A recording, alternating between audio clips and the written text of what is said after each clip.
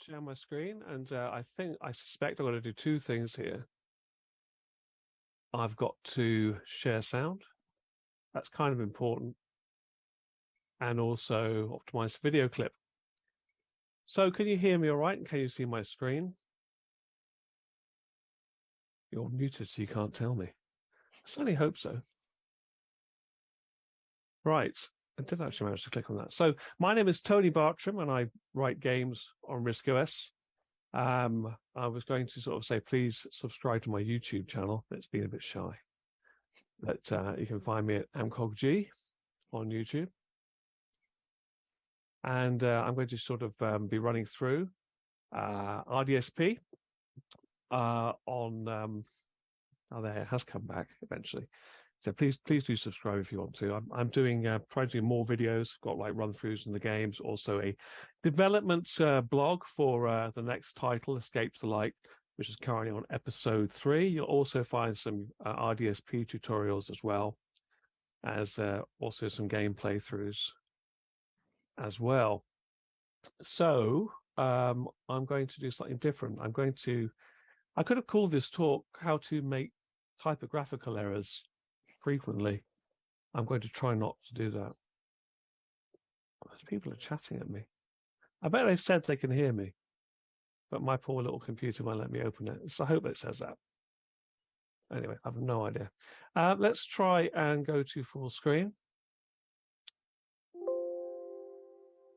So I'd love to run this on my Raspberry Pi, but I haven't got the technology to do so. So what is RDSP? Well, basically, when I started using RISC OS years ago, 9 years ago now, I found that the sound wasn't very intuitive to use. I couldn't just play samples like I'd done on the Amiga. I couldn't just go and play like waveforms and make sounds like I'd done on the BBC Micro. And because I have an interest in synthesis, I released RDSP, which is freely available from the website for anyone to use. And it's been used in various games and projects since. So you can do things like this, which those of you who use the BBC Micro would be familiar. Possibly a bit loud. I'll go a bit quieter again, but let me know if this is too quiet for you. I just deafen myself. That's a little better. And you've got things that we used to have on like channel 0. The difference here is you've got 16 sound channels, the ability to play samples, and the ability to play waveforms. Now, speaking about making typographical errors, I have got examples to try to prevent this from happening, but I thought it would be useful to sort of explain some of what it can do. So rather than doing waveforms first, I thought I'd do samples. So I'm going to do my first typographical error, I think. So I'll load into sample 1. I think you can have a couple of hundred in here, probably, in memory. If I load that from samples, and I think, see if I managed to type this properly. Oh, I did. That's unusual. Anyway, you can now just play this sample. So if I put the 2 in the front of that on sound channel 1, and I say I want to play sample 1, maximum volume, at pitch 208, I think it's about this. There we go. We can do that. Now, because I used to use the Amiga years ago when at university, since I couldn't afford any RISC OS machines, being a relatively poor student, we used to be able to pitch the samples down. It's nice if you have like instruments and up as well. And this is musical, so you could use this to play a piano. All the typographical errors coming through nicely. I'm going down a bit lower now. So you can do all that kind of stuff. You've also got, in a synthesizer, you have things that like change the sounds in various ways. So you can actually apply a filter to this. What that means, you can brighten and soften the sound. So I'll just do that. I'll go back to, well, it's probably the right speed. To be honest, I can't really remember. This is a little bit heuristic for me because I'm not sure I can actually remember where that goes completely, but it's something like that. So a bit fast, but so I'll bring it down. 80, it's probably about half. let's bring that down to that. Well, I don't know how it's coming through on Zoom, but basically you can get softer and softer. And you can also then put some feedback in. Like, if you bring a guitar next to like an amplifier, it starts to whistle a bit. Well, you have that in synthesizer, so it lets you create these sort of effects. You can do the same things with sounds. I kind of hurt my ears the other day doing this. I promise it'll be good this time. If I put this at some random tone, I'll make it a bit long. That didn't work. Oh, I know why. First typographical error, which caused something to not work. Let's try this. There we go. Right.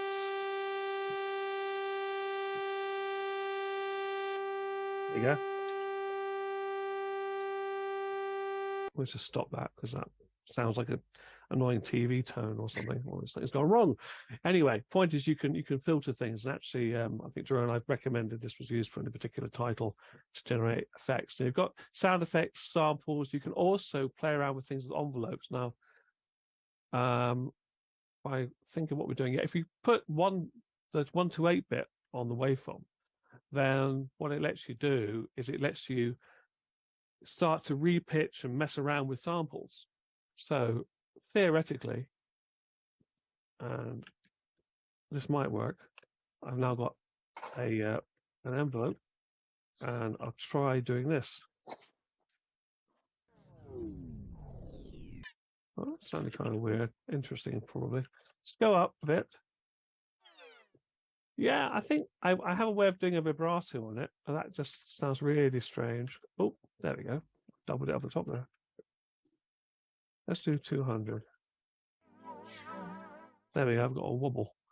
So you can actually use this for like actually making music if you want to with samples, but because it's a synthesizer, you don't have to rely on things you load into it. You can just make things from scratch. And I think I had one here, unless I'm greatly mistaken, which I did. And I have many examples to the left. So I can try and type things in. That's brilliant. I managed to record a typographical error. That's impressive.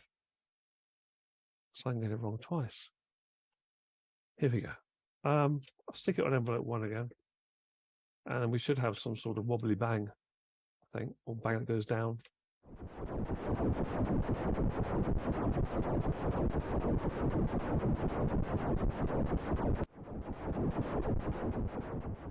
Anyway, this envelope command used to never make any sense to me when I was young.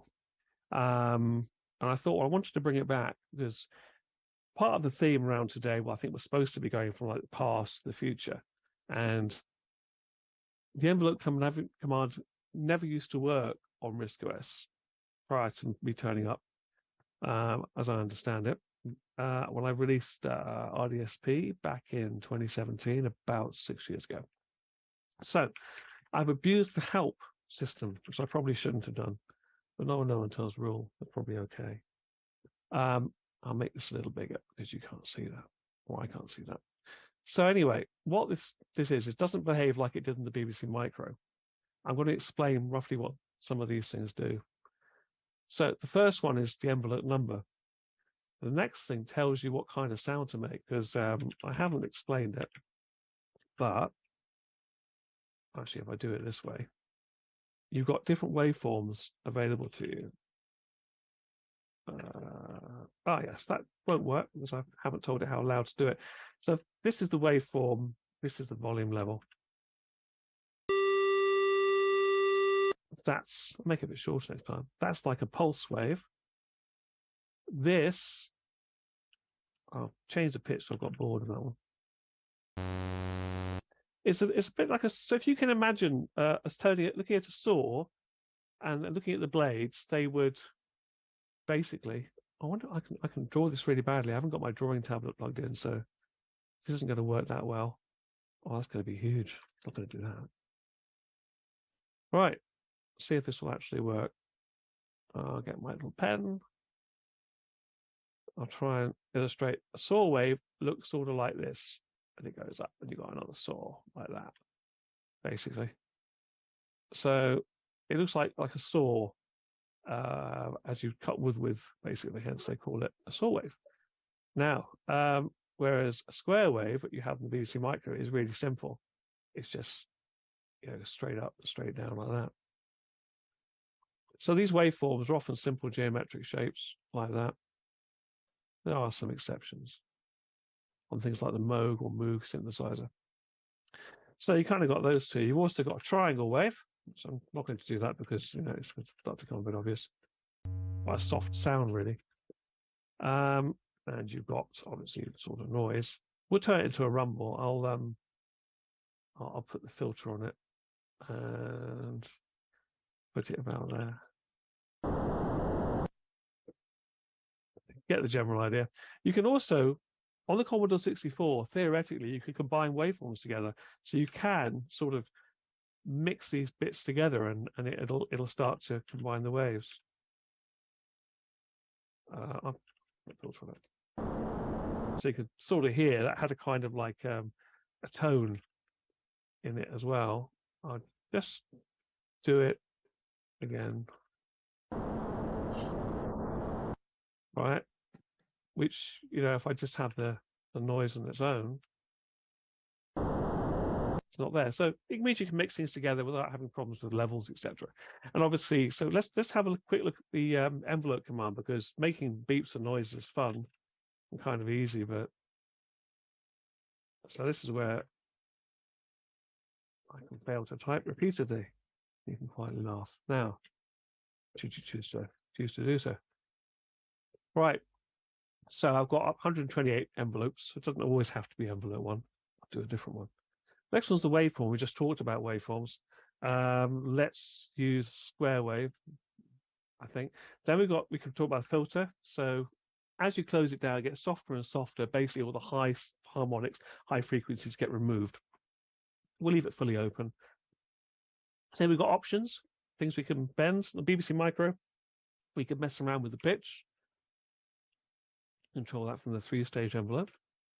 We'll make it go slowly. Then theoretically you can hear what it's doing. We'll do force. The thing is, I designed this thing and it has its own star command, so I don't always I didn't want to make it strictly be limited by what I can fit here. Hence, you've got stages 1 and 3. So it's a 3-stage. You've got 2 things in it. You've got attack, decay, sustain, release. So it's like when it's starting, it's louder, say. It maybe gets slightly quieter, then it holds the note and it fades away. Over here, you've got this kind of 3-stage thing. So you can do 3 different changes to the sound, and you can just repeat them as well, which is what we're going to do. Well, that reminds me. If I count my parameters across, that's the options. I ought to put looping on somewhere. There's loop. Loop is that bit there. So put those 2 together, pitch and looping. Right. So now we're going to put the time, make it long enough to hear. We're going to do 4 steps, four steps on all 3 stages. Nice and easy. We're going to make it go up about an octave at a time. Well, maybe not. Maybe have a random numbers. And that'll just sound like there's no structure to it. So we're going to attack really quickly. We'll hold the tone, and then we'll fade away. So theoretically, sound channel 2, sound channel 3, sound channel 10. There are lots of sound channels, not limited. And we'll just make a noise.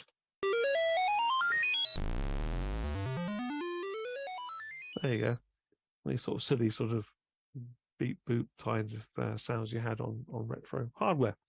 Although this will actually do the same kind of things you can get on some professional synthesizers. If it's some of the more deeper things. This is like a BBC Micro style sound. Just to go over it one more time briefly. The number of the envelope, what waveform we fancy using. Then we're just not going to use the filter. We'll just leave it open. We're going to loop it over and over again. We'll loop the pitch. We're going to go. It's going to take 1/10 of a second for each change. We're going to go 4 times for each of the stages. So we're going to go 4 times. We'll go up by 12 tones, and then go up by 8, 4 times, up by 20, and then go and repeat it again. And that's what you heard. That's basically what that does. So we've got, as I say, lots of capabilities. I'll briefly now be lazy and run a demo, because that's usually a good idea. let's have a look. Let's choose one of these things. We've got drums in stereo. Let's see. I've got to remember to set the directory, otherwise it's not going to work.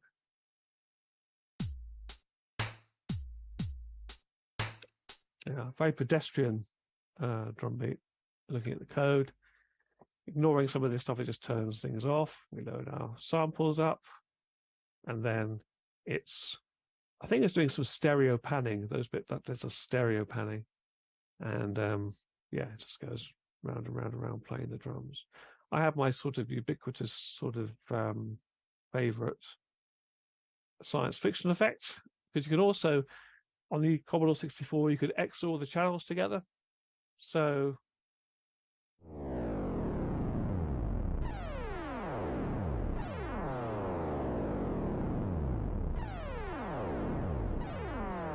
and so on.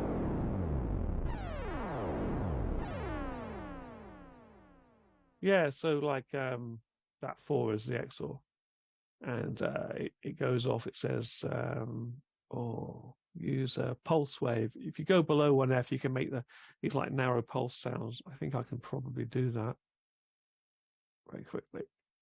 You can hear it. It sounds more clicky. We go to 1, and we go to like 10, like it is there. Then we go and do like, I don't know, like a relatively low sound, I think. And if you compare that to where this basically, I'll show you what it is. I'll just draw it in a second. You can hear that sounds different. So that goes quite narrow. Where's paint gone again? There it is. I don't know why I closed that. That wasn't very clever. Oh, I didn't. Oh, well, it doesn't matter.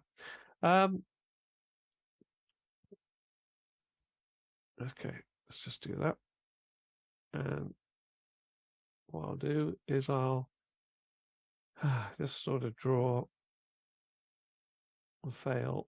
Yeah, I think, this actually might be better if it wasn't such a thick pen.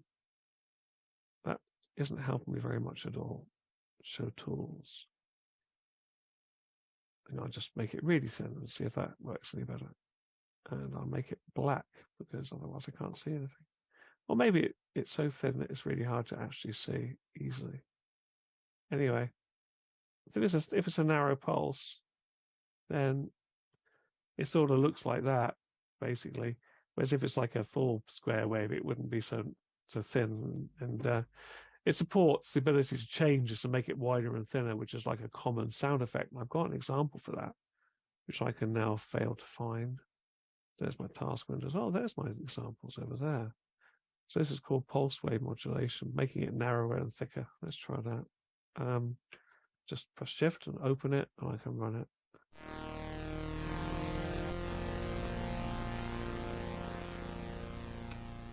So yeah, it's a. Oh, the other thing it's got, I remember now, I was going to talk about was sound effects. So you've got reverb and delay. We should be able to demonstrate that here. See if I can do that. So let's go back just to making some sort of simple beat, because that might make things easier. A little bit loud. Anyway, that's probably because my volume has been turned up by one of the demos. Down again. I don't know why that's wrong. Anyway, that can be this program we're using to do the task window through. Sometimes it does that. I delete things. Now, what I'm going to do is I'm going to turn on the special effects. There are 2, so you can go help IDSP to find the commands. And if we do RFX, let's do help RFX. There we go, RFX. So let's put on delay, which is basically an echo. Then we can RFX mix. Oh, I really am failing to type. Right, yeah, it does sometimes get that wrong. RFX mix, channel 1, turn it on. Sound 1, -15, 100. This is turn the delay. I've not changed the settings on it. You can hear it echoing, which can be kind of nice if you run sound effects. What's this going to do? So that's sort of quite nice. Now, chorus is like having a choir of people or like singing together. So it kind of thickens the sound. You can also turn these bits on so you can add them together. So we can have delay and chorus together. and that's still mixed into channel 1. It's quite a thick sounding chorus. I'm going to show the code briefly a little bit for RDSP and explain a little bit about how it works without going into too much detail. So I'll put that at the end in case, before we went to the development kit bit, just in case people thought, too early in the morning. It's not. The thing about RDSP, it's not as difficult to understand as you might think, because it's not logic exactly inside it. It's more of a transform. So you're holding counters and you're looping things and you're changing numbers, just like if it was electrical current in a synthesizer. So it works a little differently than a conventional bit of code might work. And you've got reverberation that simulates in a room. Don't know if I can turn that on as well. We're going to start to overdrive this thing in a minute. Now here's a test in the morning. What is that added together? It's 56, I think. Well, I hope it is anyway. Otherwise, I apologize. Yeah, it's starting to sound quite interesting. So RDSP, the way it works, is not a copy of somebody else's sound engine. It's all written from scratch, so it doesn't sound like anything else. I think that's why the chorus kind of sounds better than some of the digital ones that I've got. That's more by accident by design. It's not like I set it up to make something so I'm going to make it sound really good. It's just that because I have to work with fixed point numbers to make it really quick, that's changed how it sounds. So a lot of the time you're dealing with floating point numbers, like that kind of thing, right? But I can't do that. So I'm actually just saying, here's my decimal point. This half of the 32 bits is the number, and this other part is the floating point part. So I've got far too many windows. Story of my life. Let's close some. That's one thing I like about RISC OS. It doesn't tell me how I have to organize my information. I can do what I want to do. I like the freedom of choice there. So you got in RDSP, I include the source code, and anyone can do what they like with it, as far as I'm concerned. I think it's just a very, very basic, disclaimer license on there. So you've got things that interface it into RISC OS, which I think is way out of scope here. You've got this DSP tables. What this is are all the frequencies of all the notes, because it's tuned. And as I mentioned, it's fixed point. So what you've got is fixed point at 14 binary places. So 14 bits are the fixed point information. And what this does is when it's running, it's telling it how far forward it has to go to make the waveform. So this is just added on, literally, to a counter. Because what you've got in digital audio, you've got, I'm going to write this down because it'll just fly out the air otherwise. Right, conventionally, human beings have about 20 to 22 kilohertz. Right, that's our hearing range. Okay, well, it was. This obviously goes down with age. I'm not sure whether here or here at the minute. Anyway, it goes down. So, in order to have a waveform, you need to have double that, because you see, you've got to have at least one peak, one trough. How do you spell trough? Anyway, you have both parts to a waveform. So you kind of go up, and you need to be able to go across the top. There was such thing to enable me to do that. Right. Oh, it worked. That's great. There you go. So in order to actually have that, if this is one bit of data, and that's one bit of data here, you've got to have twice as many. That's called Shannon's law, right? Okay. That's basically what we've got here. In order then to just count this, if I was counting, my sound I wanted to make was 44 kilohertz, I would only be adding, I think, one onto it or something like that. If you think about it, that would enable me to cycle through my waveform states, and I'd be doing for a square wave, I'd be going in electronics you'd have high, low. In other words, this bit here, high. Ooh, can't do this. This bit here is low. So it's that simple. But in order to do it, you've got to have the right thing to add on, so that you end up with the right approximation of a waveform, because it's not perfect. That's the reason why CDs have limitations over things like vinyl.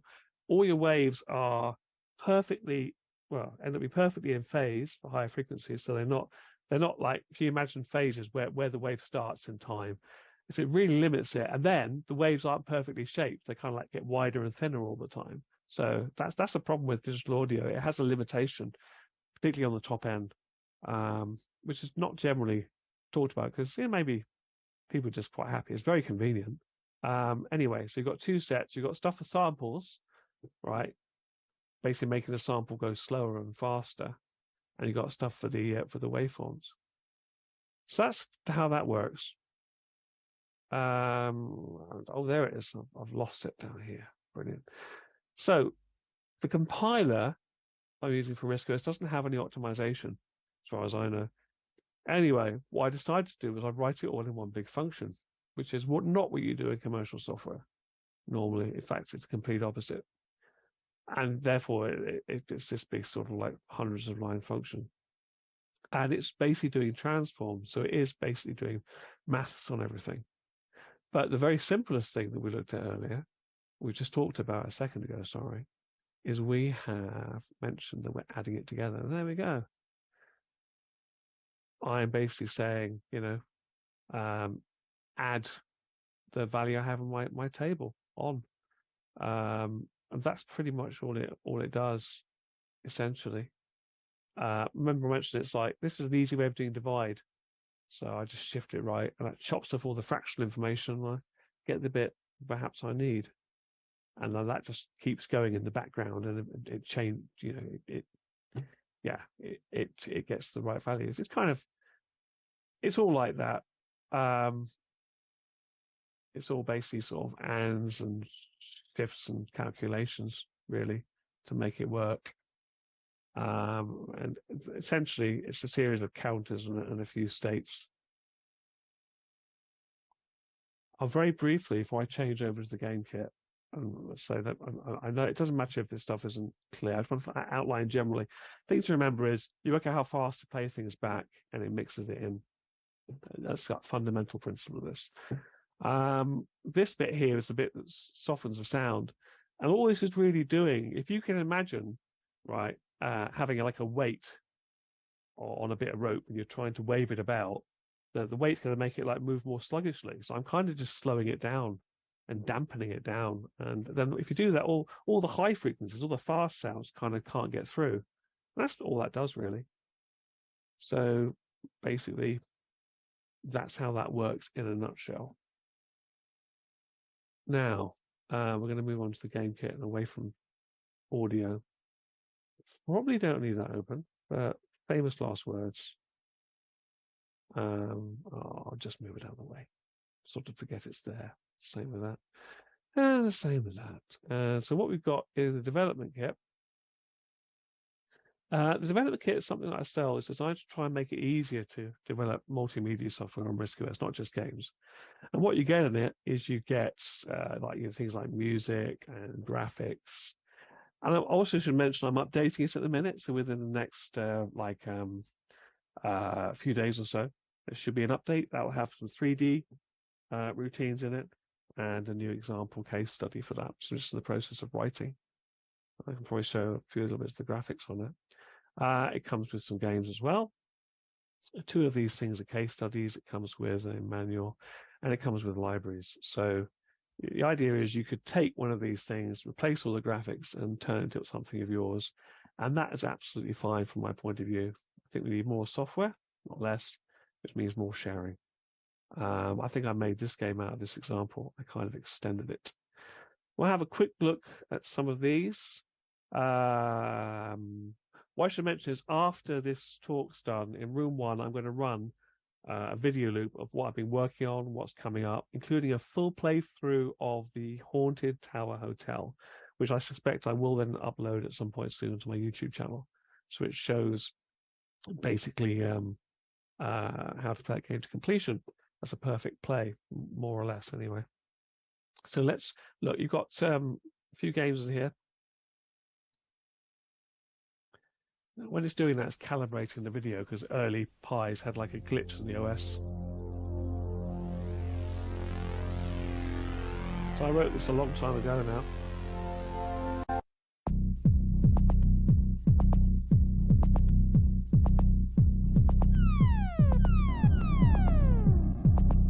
This is Cybertron mission, basically. That blows everything up. I can't show you that now.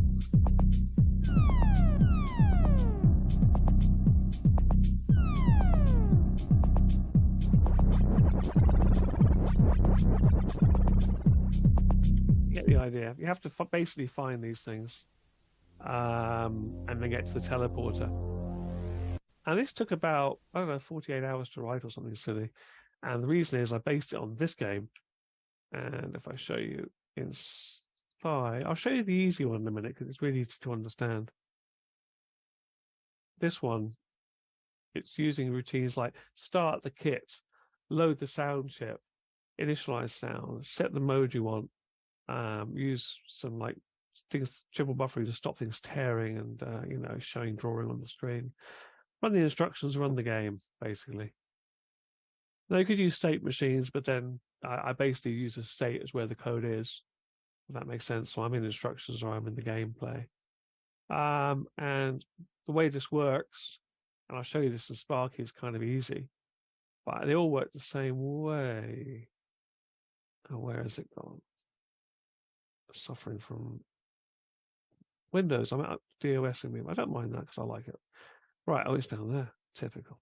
So levels, these are the maps. Basically, these are the walls. It's kind of easier to see in Sparky because it's smaller, and each level's one after the other. So all I do is say, that's a wall. I map the sprite, the image I want to show. Oh, there it is. And so inside here, you've got the different walls. It just basically works like a substitution, essentially. And they're like what things which show graphics on the screen. I've got my envelopes. It's all using RDSP for the sound effects you were hearing. And it's got lots of other routines in there for things like text, etc. Scrolling stars, buttons, and so on. Sprite, I can put them with or without mask, where I want to put them and by name. Or by, like a handle you can get. But I tend to use the name because it's very readable and it works quickly enough most of the time. So that's something that's available separately as well. Sparky is a Burst Pac-Man game. I plan to maybe do an update to that. So in this kit, show how you can make it multi-level, like the last game we looked at. So the idea is you just fill up the maze and banish the ghosts.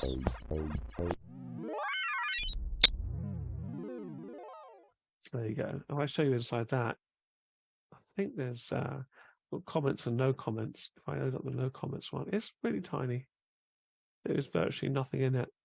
And that's because I've got things in the development kit that let you animate graphics, so you don't have to worry about implementing all the logic about how they work. So it's something really simple. This actually reads the map and react to it. So if I went in here and I vandalized my product, this tells you we don't need to have this one filled in. I could, I remember to put insert on, just change the map on the top, like that. Now if I go back here, flicker, it doesn't leave me later. I've now got a slightly different map. That simple. Now what I have inside here, because this stuff's kind of easy looking in stages, as I'm adding another couple here, I've got a case study which shows you how to build the code up incrementally. So this one just has the maze, for example, and nothing else. And I add things in step by step.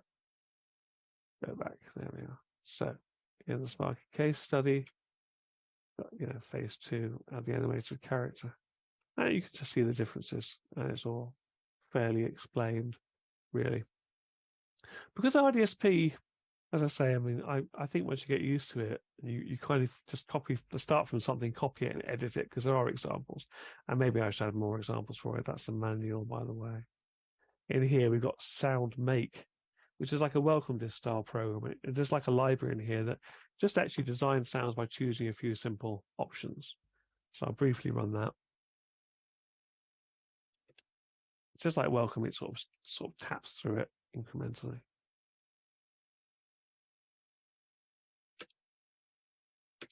I should mention that I was going to do it.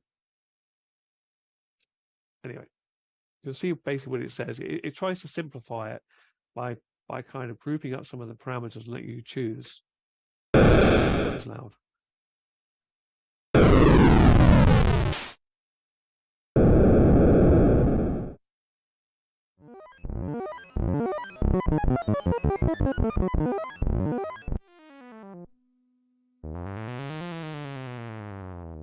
And so on. I think there's a few more.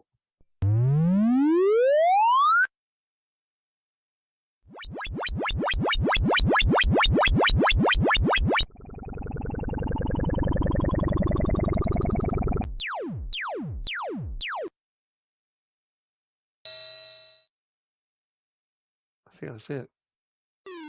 That's not the world's best firing sound effect, but there we are. At least it illustrates the point. Right. So go back into a better size screen. So yes, there's more of that. But the idea is it gives people the opportunity to simply build things. I've had people buying it for lots of things, not just making games. And updates are free. I put the price up sometimes when I think there's like maybe enough stuff in there to justify it. I try and keep the price point fairly low. I think it's $18.99 or something at the minute. I'm not sure, but about that. And as I say, plagiarism is welcome, including using the graphics that are in there and the music, etc., which is included. You're free to reuse it. And there aren't any rights or anything on any of that. It's all original. It also comes with this somebody else wrote this really cool thing, joystick module, but I've got a front end to it inside the libraries. I'll just open up the manual and watch the time, which doesn't look too bad. Yeah, so it provides starting point information. And I'm continuing to extend this as I'm doing an update. Seem to update it every couple of years, but it's not strictly every couple of years. What I'm trying to do in the development kit video series at the moment, see if I can remember how to come out of here. Oh, I did. That's good. And I'm trying to show the process of how to develop something, including starting with pencil sketches or biro, and then basically the process of realizing it. The next episode will be around coding it. My daughter used to be into this stuff. That's entirely my daughter's fault. Anyway, it's quite funny, actually. Anyway, that's not to do with me. This stuff is publicly visible. So I think it's nice to have gaps between talks and chance to ask questions as well. So at that point, I think I'll open it up to questions. Has anybody got any? I couldn't see chat. Oh, there we are. I'm working on Escape to Light. So apart from the development kit update on this video series here, I'm talking about this RPG game. I'm planning to have mini games within it. I want to have multiple different forms and points of view. I've been looking at something called Undertale and some other games as well. So I want to have it as mixed mode. So sometimes it'll be sideways view, sometimes it's going to be like just face on, but you're actually doing like a bit of fighting, which will be done in a fairly abstract way, I think. And then mini games, it might go a bit more 8-bit when you have, because you've basically what this game is about. I've got, if you watch the video series, you'll know, but I've got a reel-to-reel tape recorder, essentially. And so this tape recorder, I found like a tape in a charity shop, and it had sound effects, sound like it was actually for film or radio or TV or something. And it made me think, what happens if you found one of these things and it had something on it, because it sounded really scary in places. And my friend said, well, this is like haunted, you know. We watched his cat to see if it reacted, which it didn't. It said, feed me, I think. And basically what that inspired me was maybe these things could like have something appearing on it. There was a film called The Ring or something where this film got exposed psychically. So I thought that'd be quite fun. And I thought you could get sort of sucked into this alternate realm, and it'll be about darkness and light, essentially, shadows absorbing all the energy from our world. Yes, I've got code for that. I was trying to work on the on translating some RISC-OS source code from assembler to C, which is quite hard. So I kind of tried to prioritize that again ahead of it. But I will, for the next RDSP video, what I was going to do was have the tracker running, at least, in terms of like putting some text input into it. And I'd use that saying, here's how you can use RDSP to make music. So I will synchronize it with that particular episode of that video. I've got this series here, which are RDSP tutorials. And the next one of those will involve the tracker. Have I got anything on the development kit? Oh, well, I put the games that are in the video in the loop on it. But I suppose I could take a little bit off the development kit. Since I've said I'm going to do that, I'm going to have to actually do it. So I will, after the talk, put that down a bit and do that on an offer. I'll make a note on my little Raspberry Pi over here, since that's my favorite little system to use. There we go. Go to there. Okay, I'll do it. You talked me into it. I'll put that on the raw forums. So the answer is sort of yes. Now you've asked for it. Do you have any people who ask me for something? I tend to do it. It's like someone asked me like a year or so ago for more mop top levels, and as long as it's reasonable, I can find a way to do it. It's not like too difficult, but I'll try and do it. So I put more levels on Scuba Hunter, more levels previously on 3D Pingo, and I put more levels on mop tops. So I do plan to do the same for something else. So I'm getting to a good number of levels. I think mop tops are 40 at the moment. So yeah, I will. I'll do that. Any more questions? Otherwise, I'll probably run a game. Network support. Good question, really. I mean, so I would like to do that. And more in let's say not plan, but let's say I'd like to do it. So, and that would naturally go into 3D Turbo Boost if I did that, since it has a 2-player mode. So I would hope to. If anybody has a reference for that, or any like hints on it, then that would be great, because then that's more likely to happen quicker. Otherwise, I go off and I basically research it and try and think of a way. Ideally, it'd be peer-to-peer or like a LAN. That'd be much easier to do it that way, rather than having, if I was to try and have something remote, that'd be not very viable, be sensible. I think the important thing is I try to with the games. I want people to own them. The source code's all in it. Something happens to me, you've still got it. Same way that if it's just peer-to-peer, like machine to machine, in some way, if we can do that, then that means you don't have to rely on any services being up. That kind of annoys me, that sometimes you get to using software now and it says you've got to log into a server for it. Well, what happens in 10 years' time or 5 years' time when that server's gone? Software's broken. We have to change it. So that's what I would like to do that. Any other question? Questions? Oh, quiet. Well, so the other thing I guess I can briefly mention is that I have taken things I've written on RISC-OS and I have them running on different platforms. See what happens when I do this. I'm really going to hurt my poor little laptop. It's not that good. I've been working on StarMine. I'm trying to update it at the moment. I could run it even with the bugs in it.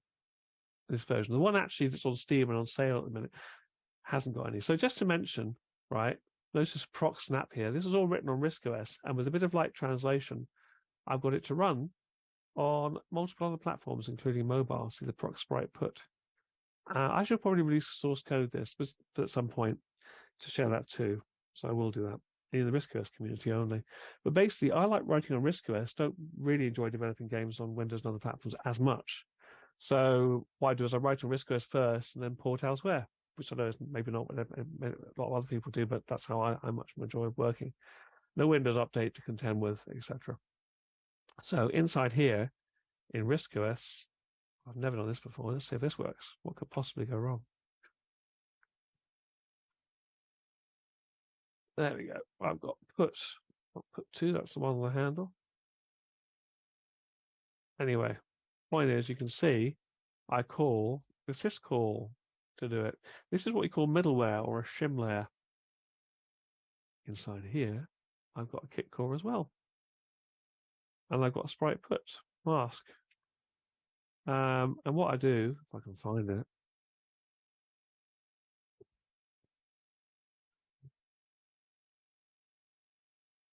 come on, got to find it somewhere. There's always a way you can't find what you want. Anyway, it doesn't matter. Point is, I've got all the routines in here. I think it's because I didn't start at the top. Let's try again. Yeah, there we go. I go into a little table and I wrap into its implementation. I look it up by name. So basically means I've got MopTalks running on mobile. I plan to release it at some point. I'm trying to make it work on tablets slightly better.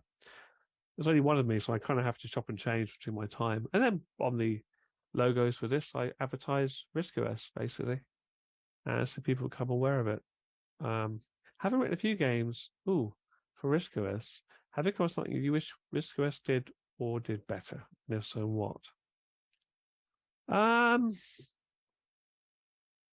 Well, what would be useful? Most obvious thing is, and it is where you've got the graphics acceleration with the GPU. So there is one a graphics acceleration for Raspberry Pi. There's one for the ARMX6.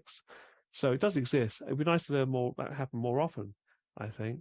And I think what I would probably like to add in is texture mapping routines, really.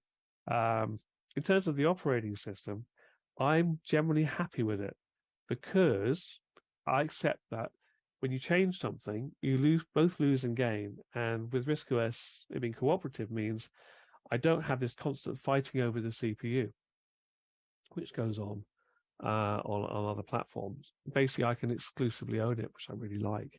So I think the answer to the question is more GPU acceleration, more widely available, and some more 3D texturing routines, essentially. That's the obvious stuff, I think. Because in here, so if I run this, you're welcome. If I run this, what could possibly go wrong? So this is non-release update to StarMine, which is going to go and show on my other screen now. So if I stop sharing briefly, and I go and share my other screen, screen 1, right? And then I go and try and select that. Hopefully you can see that. I'm guessing that works. You can hear it. Enter your passcode. See what I've got on here is the same code, right? Now, I should mention I'm going to die now because I've changed the keys. When I went to the Yorkshire Games Festival,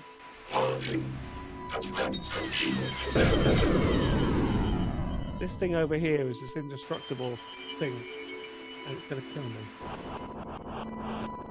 Case sending down. There we go. Bring up. Relatively quick game. Anyway, the sounds in RDSP were made. Okay, I'll just try and close that. The sounds in RDSP were made on that one by recording sounds in RDSP and then playing them back on the other system. So that is something which works fairly well. So you could use the start R record basically, and that enabled me to have the sounds available, which generated real time on RISC OS, but then playing them back on Windows. I want to do a new version of StarMine next year. Not a new version, maybe a sequel to it, which takes some elements, because the Windows game has much more stuff in it, including like locked doors and things. So I thought that'd be kind of fun to do that, bring that back to RISC OS. It's also got, as you may have heard, this interactive computer that talks at you in this retro 70s vocoder voice and warning and things like that, which was generally helpful because it helps to warn you that you have to do something. So it's better to have interactive tutorials as well. It tells you what you want to do. You can turn it off. It becomes like, Alexa or something, and starts to annoy you, or Google Assistant. So you don't have to have it on. But I thought I'd put all that onto a RISC-OS version.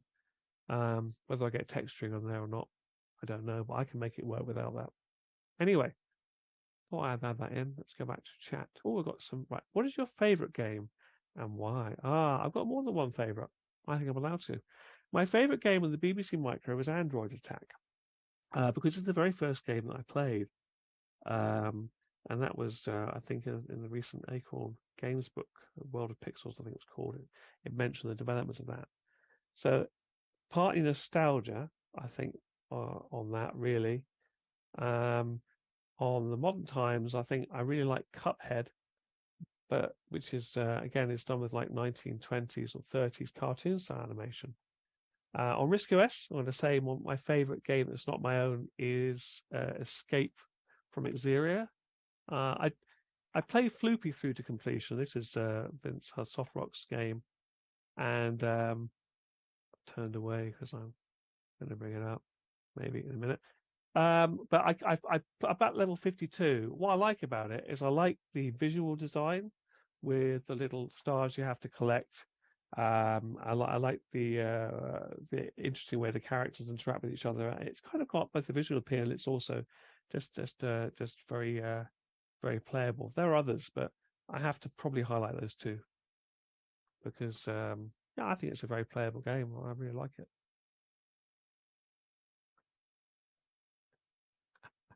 Yeah, I've watched that Cuphead on Netflix, and again, it has sort of reminiscent of the old 7-minute shorts. So yeah, it kind of seems appropriate given what it is, but it is very strange.